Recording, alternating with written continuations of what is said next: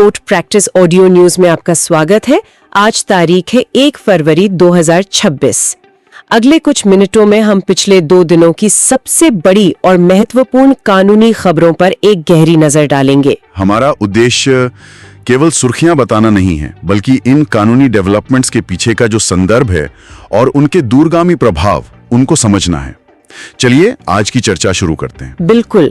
तो आज हम सुप्रीम कोर्ट के कुछ ऐतिहासिक फैसलों से लेकर विभिन्न हाई कोर्ट्स की टिप्पणियों और कानूनी जगत की अन्य हलचलों पर विस्तार से बात करेंगे।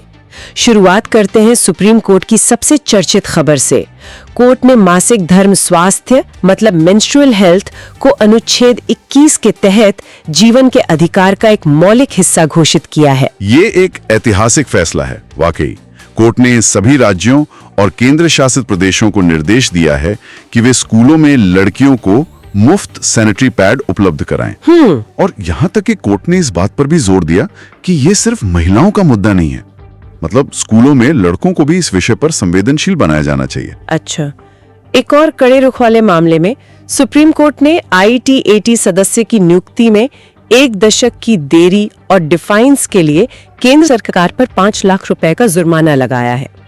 कोर्ट ने इसे लक्षित प्रतिशोध या टारगेटेड वेंडेटा का मामला बताया है। हाँ, और इस मामले में जो महत्वपूर्ण बात है वो ये है कि कोर्ट ने पाया कि चयन समिति का निर्णय वो एक ऐसे अधिकारी की उपस्थिति से दूषित था जिसके खिलाफ याचिकाकर्ता ने पहले अवमानना की कार्यवाही शुरू की थी। ओहो, तो ये न्यायिक नियुक्तियों में पारदर्शिता और निष्पक्षता पर एक, आप कह सकते हैं, बहुत बड़ी टिप्पणी है। स्वास्थ्य के क्षेत्र से एक और बड़ी खबर है। सुप्रीम कोर्ट ने ऑटिज्म के इलाज के लिए स्टेम सेल थेरेपी के क्लिनिकल उपयोग पर रोक लगा दी है।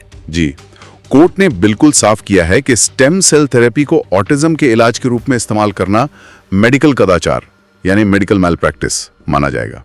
इसे केवल क्लिनिकल ट्रायल के लिए ही अनुमति दी जा सकती है। तो ये फैसला मरीजों के अधिकारों और अप्रमाणित उपचारों के बीच की रेखा को एक तरह से स्पष्ट करता है। बिल्कुल सही। शिक्षा जगत से जुड़ी खबरों में UGC के जातिगत भेदभाव विरोधी नए नियमों पर काफी बहस हो रही है। सुना है सुप्रीम कोर्ट ने इन नियमों पर फिलहाल रोक लगा दी है। हाँ, रोक लगा दी है। कोर्ट ने इन दिशा निर्देशों की अस्पष्टता और इसके दुरुपयोग की क्षमता पर चिंता जताई है। यह मामला उच्च शिक्षा में आरक्षण और भेदभाव विरोधी नीतियों के कार्यान्वयन में जो कानूनी चुनौतियां आती हैं, उनको उजागर करता है।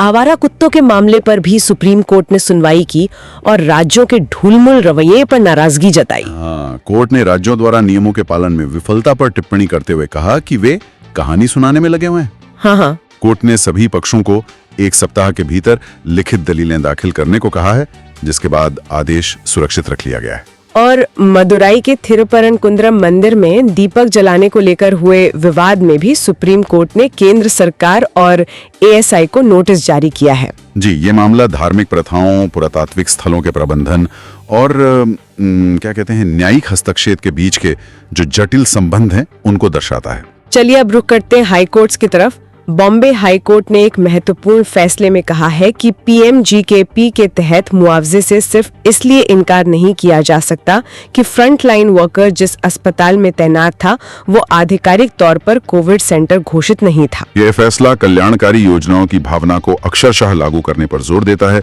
न कि केवल तकनीकी आधार पर। मतलब इसका असर भविष्य में ऐसे कई दावों पर पड़ेगा। बिल्कुल पड़ेगा। बॉम्बे हाई कोर्ट का एक और फैसला सामाजिक रूप से बहुत महत्वपूर्ण है। कोर्ट ने कहा कि गोद लिए गए बच्चे की जाति वही होगी जो उसके गोद लेने वाले माता पिता की है। हाँ, और ये फैसला गोद लेने से पूरी पहचान मिलती है कि सिद्धांत को स्थापित करता है। ये गोद लिए बच्चों के अधिकारों और उनकी सामाजिक पहचान से जुड़ी कई जटिलताओं को दूर कर सकता है। पंजाब और हरियाणा हाईकोर्ट ने पंजाब में बढ़ती नई जबरन वसूली इंडस्ट्री पर गंभीर चिंता व्यक्त की है। जी, कोर्ट ने सार्वजनिक रूप से हत्याएं करने वाले शूटरों की गिरफ्तारी में बार बार विफलता पर सवाल उठाया है।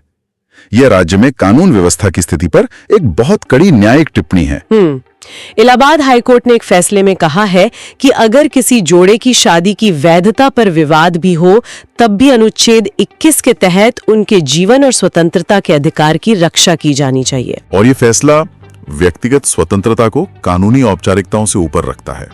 एक तरह से ये लिव इन रिलेशनशिप या अंतर जातीय विवाह करने वाले जोड़ों को सुरक्षा प्रदान करने में एक मिसाल बन सकता है।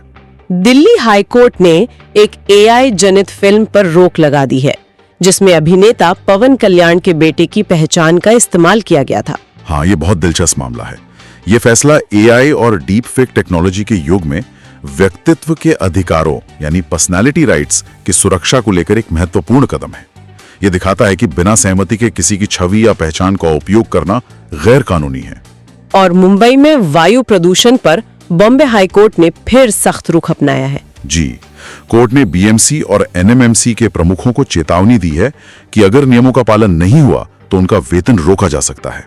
वेतन रोका जा सकता है? हाँ, ये न्यायिक सक्रियता का एक बड़ा उदाहरण है, जहां अदालतें प्रदूषण जैसे सार्वजनिक मुद्दों पर कार्यपालिका को जवाबदेह ठहराने के लिए कड़े कदम उठा रही हैं। अच्छा, अब कुछ अन्य कानूनी सुर्खियों और घटनाक्रमों पर भी नजर डाल लेते हैं। फिल्म जगत से जुड़ी एक बड़ी खबर में मुंबई की एक अदालत ने निर्देशक अभिनव कश्यप को सलमान खान और उनके परिवार के खिलाफ अपमानजनक टिप्पणी करने से रोक दिया है। ये एक अंतरिम आदेश है जो मानहानि के मुकदमों में पहली नजर में मतलब प्राइमा फेसी अपमानजनक बयानों पर रोक लगाने की न्यायिक प्रक्रिया को दिखाता है। अंतर्राष्ट्रीय व्यापार के मोर्चे पर भारत और यूरोपीय संघ के बीच एक ऐतिहासिक मुक्त व्यापार समझौता यानी फ्री ट्रेड एग्रीमेंट पर बातचीत पूरी हो गई है। हाँ, ये बहुत बड़ी खबर है। 2 दशकों की हिचकिचाहट के बाद हुआ ये समझौता वैश्विक सप्लाई चेन को नया आकार दे सकता है और वैश्विक व्यापार व्यवस्था में भारत की स्थिति को फिर से परिभाषित कर सकता है। दिल्ली की एक अदालत ने मल्लिकार्जुन खड़गे को हेट स्पीच के एक मामले में नोटिस जारी किया है। जी, ये मामला राजनीतिक भाषणों की सीमाओं और जनप्रतिनिधियों की जवाबदेही से जुड़ा है, जिस पर अदालत अब सुनवाई करेगी। और दिल्ली के उपराज्यपाल वीके सक्सेना को मेधा पाटकर मानहानि मामले में बरी कर दिया गया है। हाँ, ये मामला साल 2000 में प्रकाशित एक विज्ञापन से जुड़ा था। अदालत ने सबूतों के अभाव में यह फैसला सुनाया। एक और दिलचस्प बात सामने आई है।